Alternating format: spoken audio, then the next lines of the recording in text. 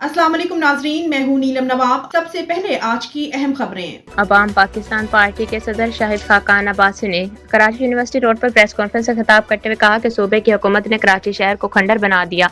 एक सड़क 17 सालों से मुसलसल हुकूमत के बावजूद नहीं बन सकी। शाहिद खाकान अब्बासी ने कहा कि कराची दुनिया का वाहिद शहर है जहाँ टैंकर माफिया हुकूमत से ज्यादा ताकतवर, जबकि कराची शहर में कहीं रोड अच्छी हालत में नहीं। कराची के शहरियों को किस बात की सजा दी जा रही है? उन्होंने कहा कि एजाज इस हुकूमत को हासिल है कि कराची बल्कि पूरे सूबे को तबाह कर दिया है, कहीं कोई काम नहीं हो रहा, अवाम की जिंदगी अजीरन कर दी गई है। नेशनल फाइनेंस कमीशन एनएफसी के बाद सूबों के पास बहुत पैसा है।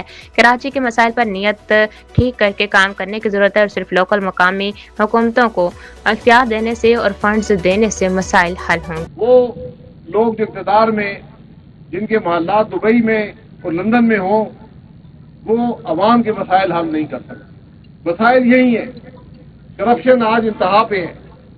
सिर्फ कराची में नहीं, सिर्फ सिंध में नहीं, पूरे पाकिस्तान की यही कैफियत है। आज जिस हद दर्जे की करप्शन पाकिस्तान में हो चुकी है, इसका अंदाजा शायद हमें नहीं है। जो लूट खसूट अवाम के मसाइल की आज है, शायद पाकिस्तान की तारीख में कभी नहीं हुई। अगर हम इन चीजों की बात भी ना कर सके, इनकी निशानदेही भी ना कर सके, मीडिया इन बातों को अवाम के सामने ना रख सके, तो मुल्क कैसे तरक्की करेगा?